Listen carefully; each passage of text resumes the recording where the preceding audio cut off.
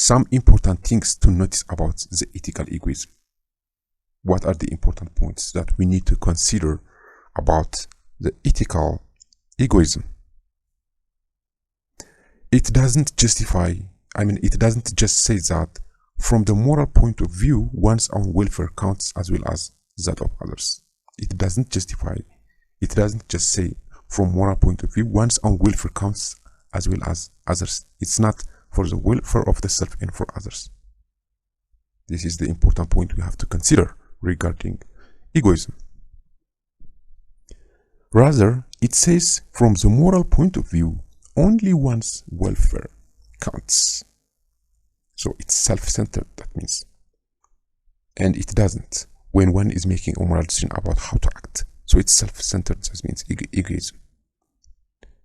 Ethical egoism does not forbid one to help others or require one to harm others. This is the point, that it's not harming others. And egoism does not mean that to harm others.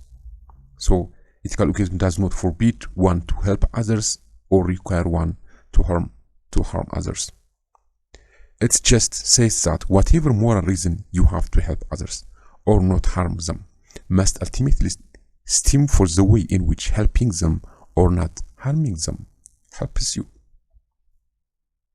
Ethical egoism does not say that one ought always to do what is most pleasurable or enjoyable.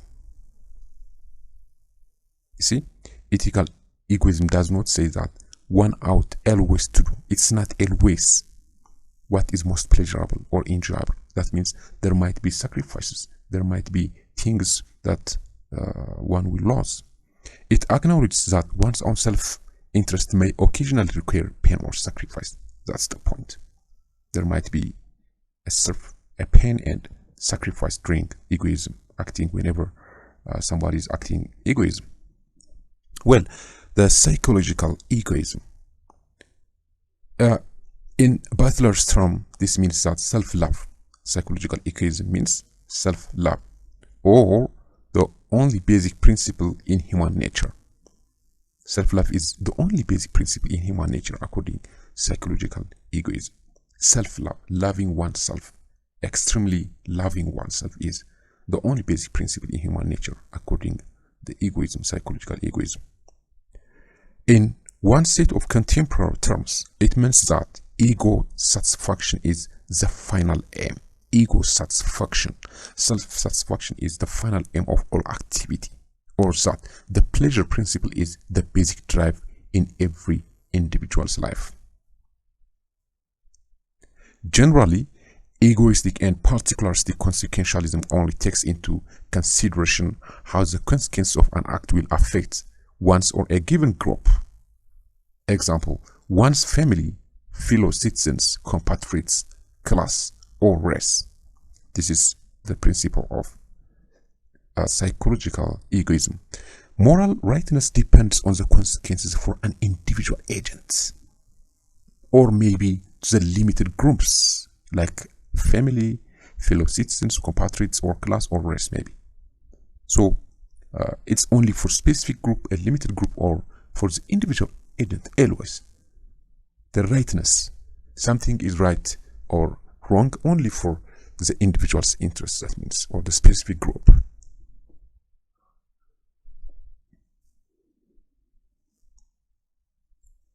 Utilitarianism. What's utilitarianism? This is the golden rule. Do to others as you would have them to do. Do to others as you would have them do to you. This is the golden rule. Or the reverse. Don't do unto others as you don't want them to do unto you. So this is a noble rule or of thumb, one that works in simple common senses or situation. This is just helping other people, that means. The classic utilitarianism.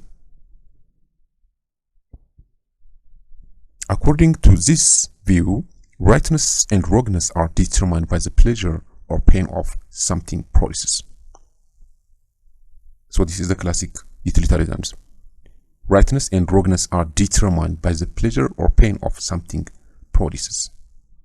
That's what the classic utilitarian. This is all for this video. I hope you got it helpful, and thanks for watching. See you in the next video. Against morals and ethics, laws are norms formally approved by the state. This is the formally approved by the state. It could be in a constitution or in proclamations or in different situations. Laws are norms that are formally approved by the parliament. It could be by the parliament or by the legislative body. So it belongs, so not only at the national level, but also at the international political bodies like the United Nations. They have their own laws, rules, and regulations. That's what makes it different from ethics. Many laws are instituted in order to promote well-being, resolve conflicts. The point of law is to resolve conflicts, interests, whenever divergence of interest, or to promote the social harmony, to promote a good living of the society, to help them live in harmony. The importance of moral and civic education. The need to instill citizens about their duties, their rights and duties, their rights and responsibilities. This is the first criteria of the point of learning or teaching moral and civic education, to instill or to help them know about their rights, to enjoy their rights, and to carry out their duties is the first principle. The need for participants in the political culture, to help them participate. If they have the awareness about the politics in their country, so they can participate in the political culture of their country, like election, like in different situations, they can participate to develop their country.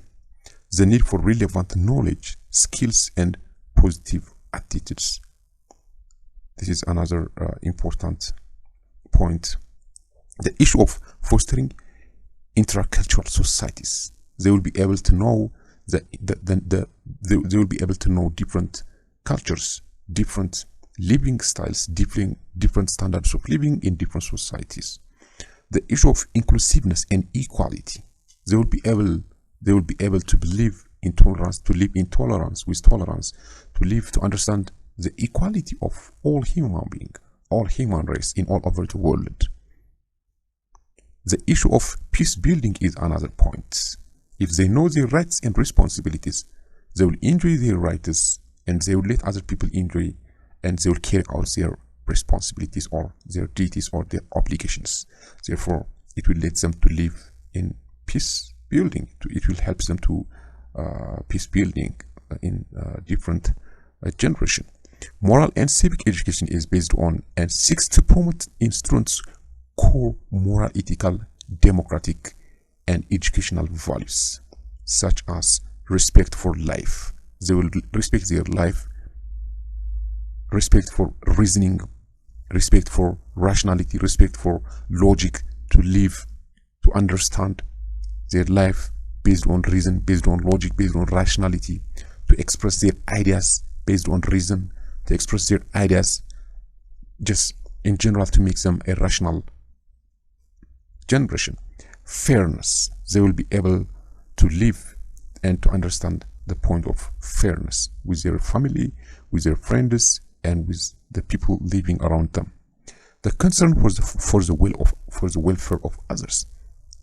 And beyond themselves, they will also try to live for the welfare of others, for the comfort of others.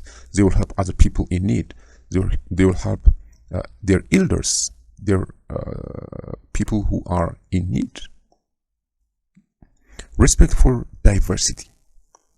There are several cultures in all over the world, several living styles, different types of living standards, different types of living styles. Therefore, they will respect the diversity, because if they have something different, if they are living with people who have different lifestyle, therefore they will appreciate and they will respect their, as long as they need to be respected for themselves, they need respect from others, then they will give and take. That means there will be give and take in respecting diversity. Peaceful resolution of conflict. They will be able to know how to resolve conflicts, how to resolve their the divergence of interests So it's helpful to do so. This is all for this video. I hope you got it helpful, and thanks for watching. See you in the next video. Approaches to ethics. We have normative ethics. This is the first approach of ethics. Normative ethics offers theories or accounts of the best way to live. The best way to live. These theories evaluate actions in a systematic way. This normative ethics is about the normals. That means they may focus on outcome or duties or motivation as a means of justifying human conduct. So this includes the ethical theories or approaches such as utilitarianism, deontology, virtue ethics, principlism, and narrative ethics. So normative ethics poses questions like, are there general principles or rules that could follow which distinguish between right and wrong? What are the principles to distinguish the actions as right and wrong? Are there virtues or relationships that we can nurture in order to behave well? What are the virtues that everyone should adopt, everyone should know in order to have a good behavior, a good discipline, a decent discipline, and live in a better manner with themselves? The teleological ethics or the consequentialist. This is one point of the normative ethics. It is referred as the end justifies the means. Teleological ethics, or as you can understand from the term here, consequentialist means the result. That means, so the main point of theological ethics or consequentialism is the end justifies the means. That means the final result of an action justifies the meaning of a certain action. We have to wait for the results. That means we have to calculate what the result is going to produce, what the action is going to imply at the end. There is no need of hurry here. That means there is no rush of giving or reaching a conclusion. So it believes in a purpose, ends or goals of an action. What is the purpose of the action? What is the end or the goal of a certain action? So it stresses the concept of an action that determines morality or immorality of a given action. So the end, it's the result that determines whether a certain action is good or bad, moral or immoral. So consequentialist ethics, it is a common for us to determine our moral responsibility by weighing the consequences of our actions. We have to weigh, we have to measure, or we have to calculate what is the consequence of a certain action. According to this consequentialism or theological ethics, the correct moral conduct is determined always only by the cost-benefit analysis of an action's consequences.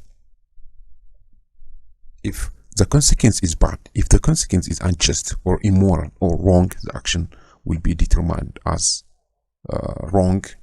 If not, it will be considered as something right, or so it's based on their end.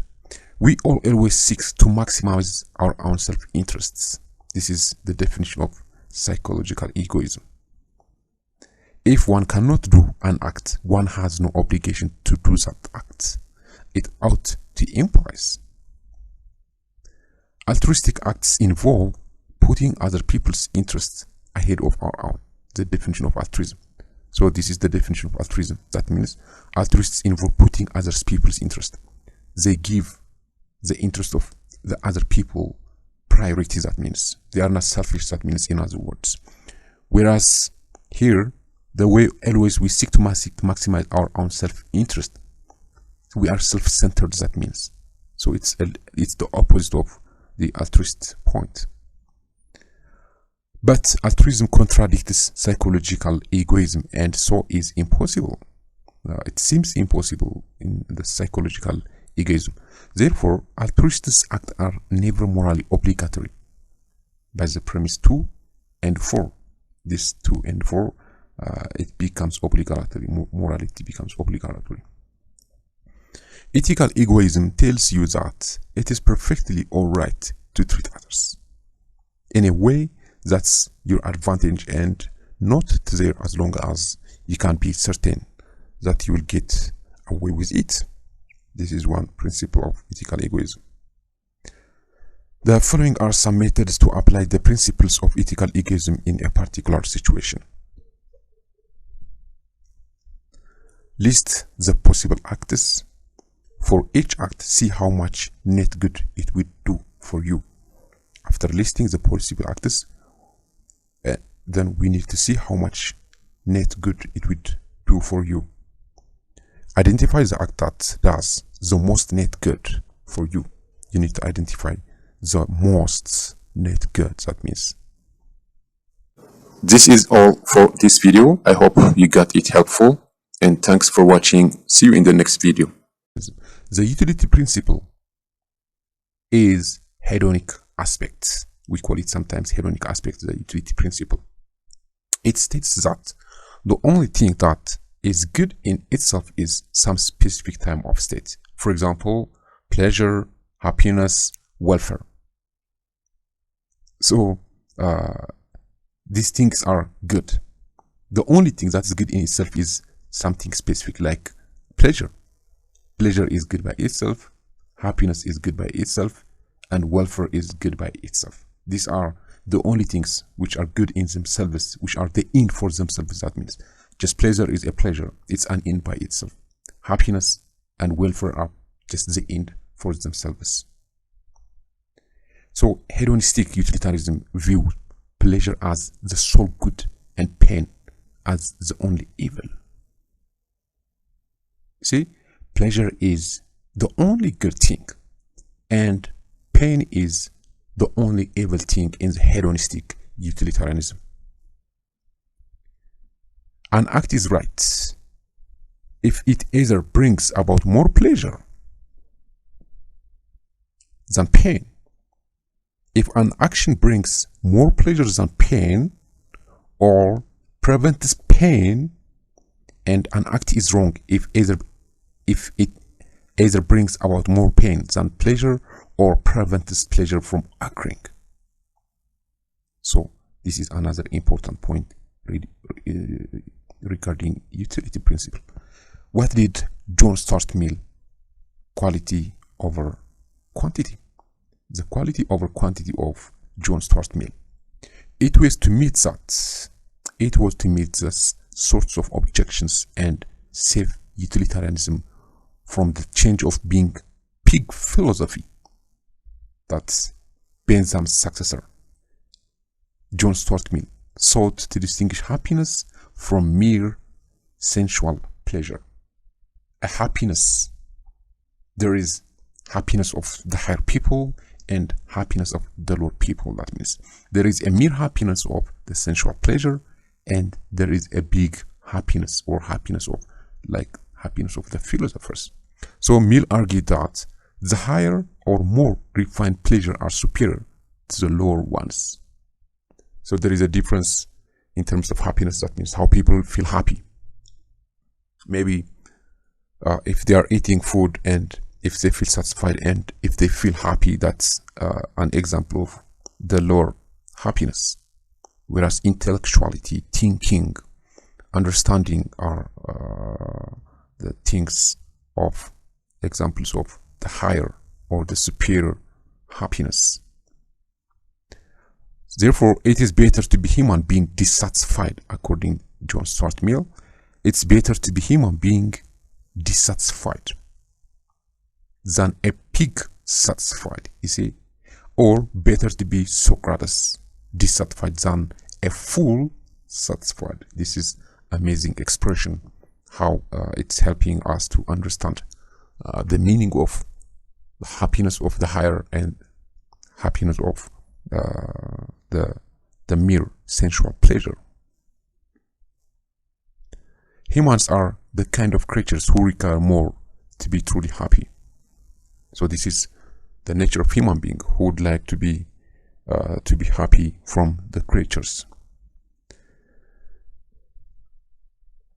So according to Mill, Mill is clearly pushing the boundaries of the concept of pleasure by emphasizing on the higher qualities such as knowledge, intelligence, freedom, friendship, love, health. These are the highest concepts of pleasure. Pleasure or happiness. So the boundaries that Mill set for the concepts of pleasure by the higher qualities that can give us, that can make us more happier. That means it's about freedom. Freedom is much more that can make people happier than food. This is all for this video. I hope you got it helpful, and thanks for watching. See you in the next video. Act and rule utilitarianism. Act utilitarianism argues that an act is right if and only if it results in as much good as any available alternatives. So an act is right if and only if it results as much good as any available alternatives. As long as there are options, as long as there are available alternatives, then the right or something right will happen, something right will exist. Rule-Utilitarianism. It's an act is right if and only if it is required by rule. Therefore, it's based on rules. That means the rule-utilitarianism and the act utilitarianism, what makes them different is an act is right in the utilitarianism as long as there are alternatives. If it results in as much good as any available alternatives. There might be options. That means it might bring different types of available alternative right actions. However, in the rule of utilitarianism, an action is right if and only if it is required by rule. That's itself a member of a set of rules whose acceptance would lead greater utility for society than any available alternatives. It's not the option. It's not the alternatives, but rather the rules which are set there. Human beings are rule-following creatures. According to the rule utilitarianism, human beings are rule-following creatures. We learn by adhering to the rules of a given subject. That means we learn for everything. That means we learn for starting from speaking, from the childhood, starting from the language that we speak, the way of driving a car, dancing, writing, rock climbing, cooking, and so many points. Therefore, human beings are rule-following creatures, and they learn from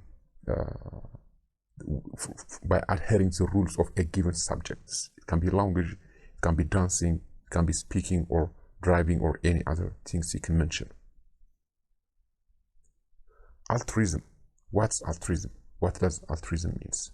In altruism, an action is right. What is a certain action in altruism? An action is right if the consequences of that action are favorable to all except the actor. Selfless, that means extremely the person is selfless here.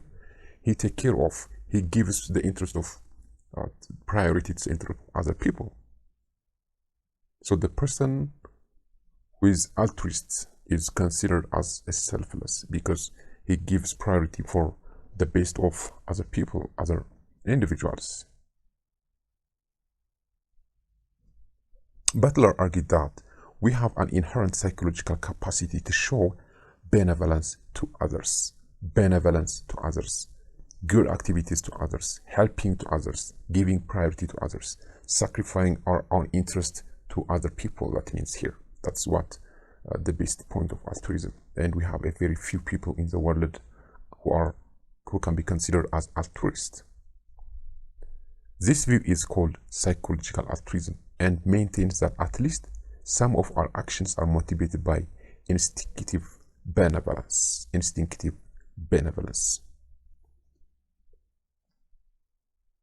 Deontological ethics. Deontological ethics or non-consequentialist deontology. We call it deontology. Deontology is the opposite of teleological ethics, because teleological ethics advocates that the end justifies the means, whereas deontology or deontological ethics is the opposite.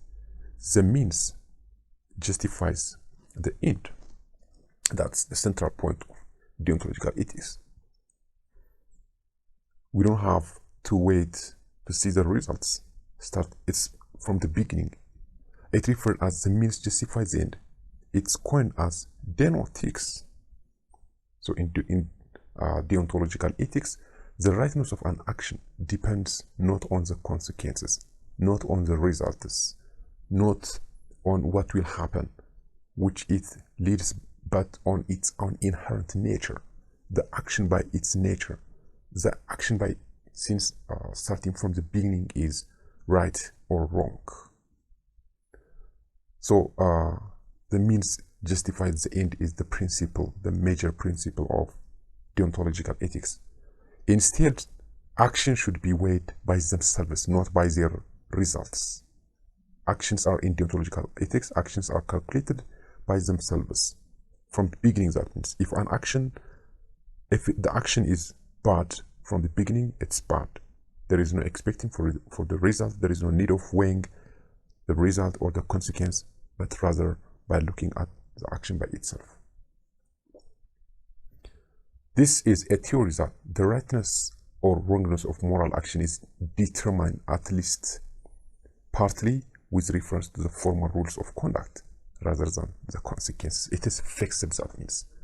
The consequentialist action or the teleological action, the teleological ethics it's flexible, that means. It might be good or it might be bad.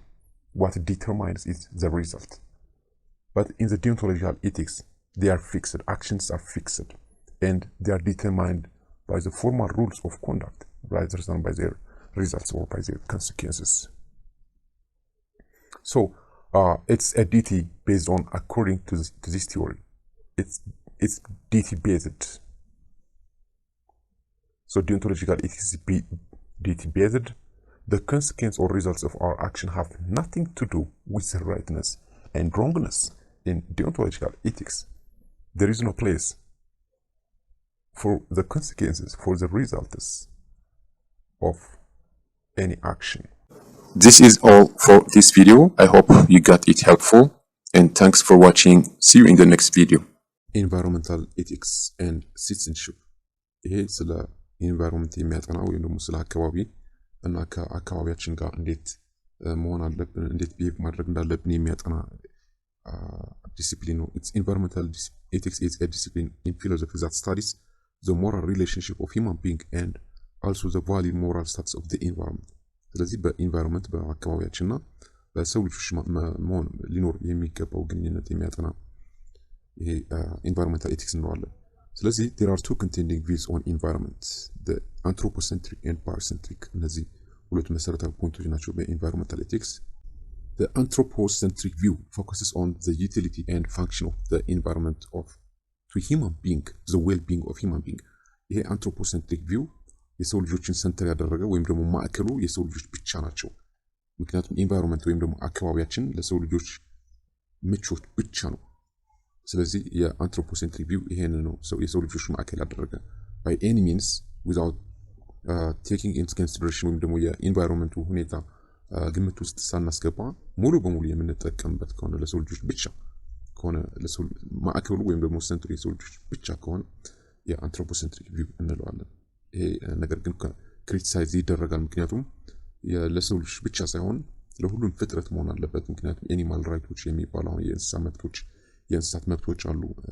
በክሪቲሲዝም በዚህ የመጣ ነው ማለት ነው። ስለዚህ ይሄ ለክሪቲሲዝም የተጋለጠ ነው ማለት ነው። The other contending view is said to be biocentrism. ይሄ ሁለተኛው የኢንቫይሮንመንታል ኤቲክስ ነው።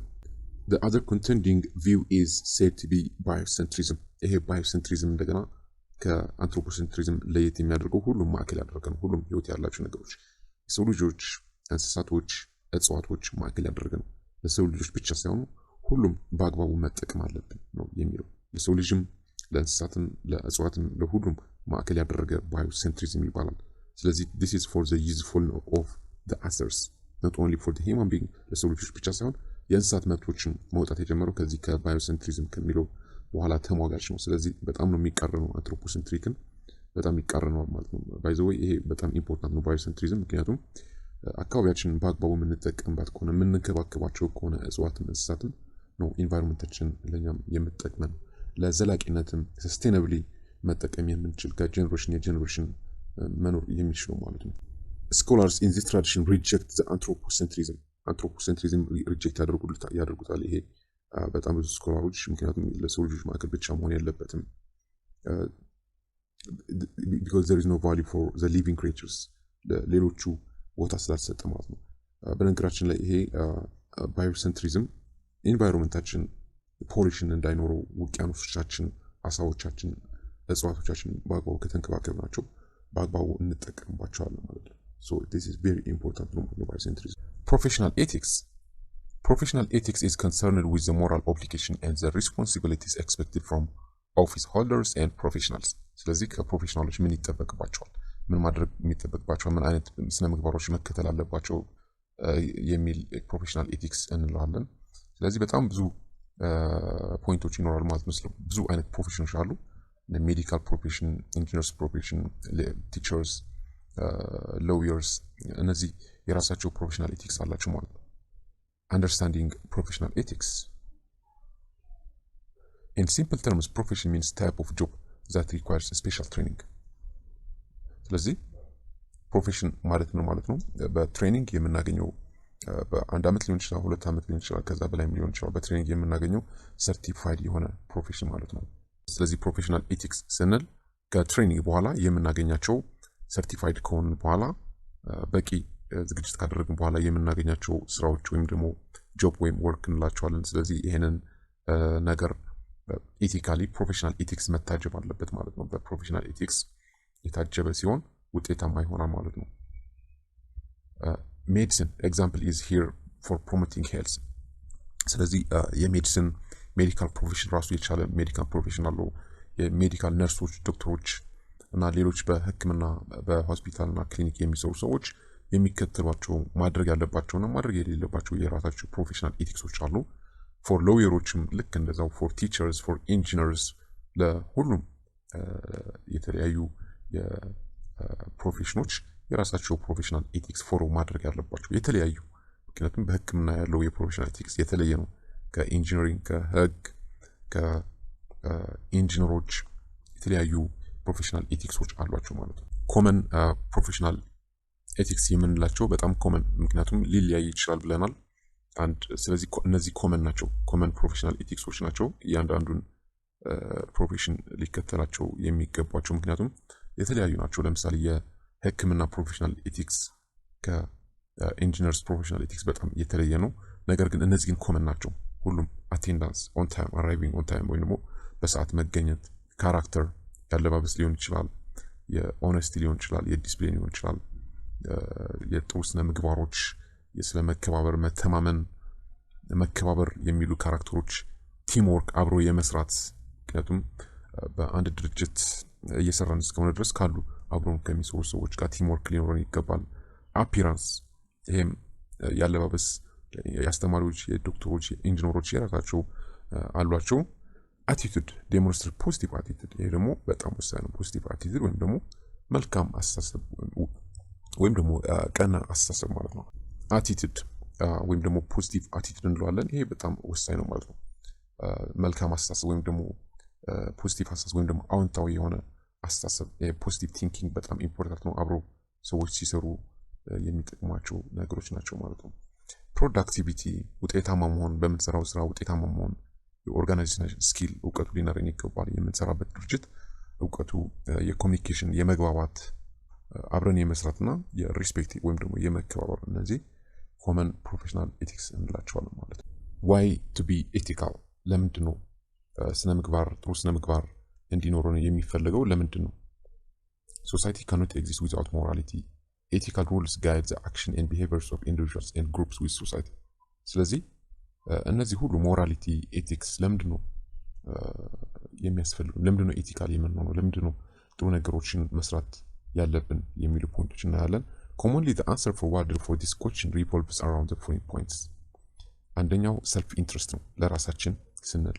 ምክንያቱም እኛ ሌሎችን የምናከብረው ሌሎችን የምንወደው ሌሎችን አንደርስታንድ የምናደርገው ለራሳችን ብለን ነው እኛም ልክ እንደነሱ አንደርስታንድ እንዲያደርጉን እንዲያከብሩ ምክንያቱም ካላከበርናቸው ማንም አያከብረንም ስለዚህ ሰልፍ ሰንተርድ ነው ወይም አሜን ሰልፍ ኢንተረስት ነው አንደኛው ሌላኛው ፊር ኦፍ ጋድ ነው ይሄ ከሃይማኖት ጋር የተያያዘ ነው ምክንያቱም መጥፎ ነገሮች ማድረግ በእግዚአብሔር ተቀባይነት ስለሌለው ሃይማኖት ማክበር ስላለበት ፊር ኦፍ ጋድ ነው ማለት ነው ስለዚህ እግዚአብሔር በሃይማኖት ደረጃ የምናገኘው ፊር ኦፍ ጋድ ወይም ደግሞ እግዚአብሔርን ስለሚፈራ ሊሆን ይችላል አንድ ሰው ኢቲካል የሚሆነው አምላኩን ለማስደሰት ወይም ደግሞ እግዚአብሔርን ለማስደሰት ሊሆን ይችላል ሌላኛው ኮመን ኢንትረስት አብሮ ለመኖር የጋራ ፍላጎታችን ለማሳካት ሌላኛው እንደገና ፊር ኦፍ ሎ ፊር ኦፍ ጋድ እና ፊር ኦፍ ሎ አሉ እዚህ ጋር ሁለት ፖይንቶች ፊር ኦፍ ሎ ቅጣት ስለምንፈራ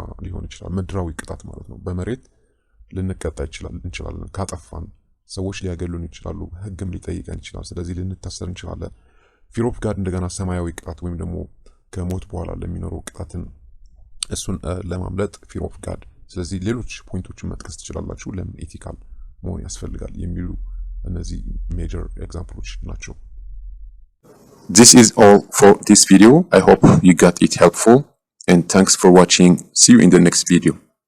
Ethical approaches. In ethical approaches are categorized or divided into three major subjects: the meta-ethics, normative ethics, and applied ethics. The ethical approach or theories. Ethical theories are categorized into these three branches. So, what is meta-ethics?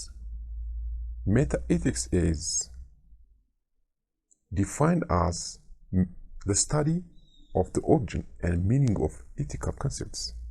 It studies about the meaning of ethical concepts. It assigns a meaning and it studies deeply about what's their meaning, what's their origin of actions. So meta-ethics is highly technical philosophical discipline that investigates the meaning and the origin of ethical terms, including critical study of how ethical statements can be verified, including their verification, that means. So it's more concerned with the meanings of such ethical terms as good or bad, right or wrong, than with what we think. It's not about what we think, but rather what their meanings, what they entails. Meta-ethics, it examines the meaning of moral terms and concepts and their relationship between these concepts. What is the concept? What is their relationship in between the terms and concepts of the ethical, the meanings of the actions of, and the actions and activities of a certain principles, a certain entities. It explores where moral values such as personhood and autonomy come from. It studies the personhood and where does it come from? What is their origin? What is the meaning that they have? So it considers the difference between moral values and other kind of values also. These are the points of meta-ethics. It examines the way in which moral claims are justified, the way they are justified, the way they are verified, how they are verified. How moral claims are justified is the point of meta-ethics. The second one is normative ethics. So in normative ethics, it involves arriving moral standards. It's about to regulate the right and wrong conducts, regulating right and wrong conducts, especially for the wrong conducts, getting wrong conducts into a proper. So it's arriving moral standards. It's regulating the wrong conducts by creating principles and standards. The golden rule here is classic example of normative principle. We should do to others what we would want others to do to us. This is what a golden rule means that we have seen in the previous video. We should do to others what we would want others to do to us. If we want other people to do to us something good, then we have to do something good for them too. That's give and take. That means the conduct, including critical study of the major theories about such things are good, which acts are right, and which acts are blameworthy. Normative ethics refers to the ethical studies that attempt to study and determine precisely the moral rules, principles, standards, and goals by which human beings might evaluate and judge the moral values of their conducts. Virtue ethics. Many philosophers believe that morality consists of following precisely defined rules of conduct. We need to follow precisely defined rules of conduct. This is the belief of different philosophers. So such don't kill or don't steal. These are, for example, precisely defined rules of conduct. Other important virtues are fortitude, generosity, self-respect. You see, in addition to the precisely defined rules of conduct that we don't have to do, and there are also virtue ethics that we are expected to do because it's doing good and not doing something bad. That's a point of the virtue ethics. So we don't have to do such kind of things, and we have to do this kind of like respecting, sincerity, generosity, self-respect, fortitude, respecting other people. These are what the important parts of virtue ethics. Adults, therefore, are responsible for instilling virtue in the young.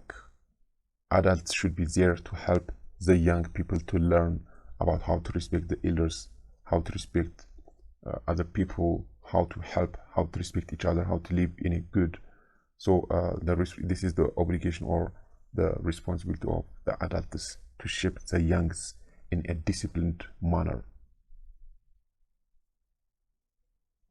Examples of civic dispositions. Let's look civility, individual responsibility,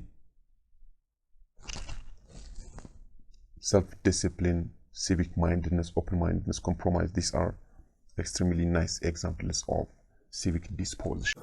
This is all for this video. I hope you got it helpful, and thanks for watching. See you in the next video. What is ethics? Ethics is a branch of philosophy that attempts to understand people's moral belief and actions. It's a branch of philosophy that studies about the actions of human being. What the action of human being makes good or bad. Ethics also explores the meaning and the ranking of different ethical values. What are the meanings and the ranking of the ethical values? Like honesty, autonomy, equality, and justice. So in detail, it studies about such kind of issues. The critical examination and evaluation of what is good, evil, right, and wrong in human conduct, according to Guide 2001. So ethics studies about the critical examination and evaluation of what is good, what a certain action makes good or bad, what make it right and what make it evil is the study of ethics. It's a specific set of principles, values, and guidelines for a particular group. So ethics is a very important point regarding to study the points like the principles, values, and guidelines of the actions of particular groups of organization. It can be for organization, it can be for individuals, it can be for country level, or even at international level, for professions, different type of professions. What is morality? If ethics is the study of the actions of human being, what makes it right and wrong, then what is morality? What does morality means? Morality from the dictionary, the literal meaning from dictionary is morality is a manner, a character, proper behavior. It's about the behavior, that means. So it refers to the concept of human actions which pertain to matters of right and wrong, also referred as good and evil. So this definition, it seems similar with ethics. However, there is a big difference, because morality is about the proper behavior, the character of individuals, but ethics is more of a professional. It's for organizations, it's for individual peoples, as well as for it's a set of principles. That means it's more of professional and legal when you make a comparison with morality. It can be used to mean the generally accepted code of conduct, generally code of conduct in a society. That means the code of conduct is existing within a society, within a group of people, or within subgroup of people of society. So sometimes bad moral character are considered as embargo. Embargo is one example. Like, for example, insulting is improper behavior, unaccepted in different societies. That's a culture. So it's more of culture, that means. Yet ethics is usually associated with a certain conduct with a profession, like the code conducts of professionals, teachers, medical professions, lawyer professions, engineers, and so on. So many professional activities, they are expected to follow the ethical principles, rules, and regulations of their profession. That's the basic difference between the morality. Morality is more general term referring to the character of individuals in a community, within a society, or within so it starts about the code of conduct within a certain group of people. That means. So this table shows us in detail the difference between ethics and morality. Here is ethics is philosophical study of the code of standards or norms of human conduct, and it's more theoretical and general. This ethics is more theoretical and general, whereas morality refers to the code of conduct one follows, while ethics is the study of moral conduct, or the study of code that one follows, the study of code that one follows. Ethics establishes the standards, norms, or codes to be followed by human beings, are the study of morality and moral principles and moral decisions. Whereas in morality is the conformity of human behavior. You see, the convention of human behavior to establish code of conduct. If an action conforms to the established code, it's called moral, if not immoral. Morality and immorality, that means. So you can pause the video and see the detail of the table that tells the difference between ethics and morality. Ethics and law. What's the relation between ethics and law? This is all for this video. I hope you got it helpful, and thanks for watching. See you in the next video.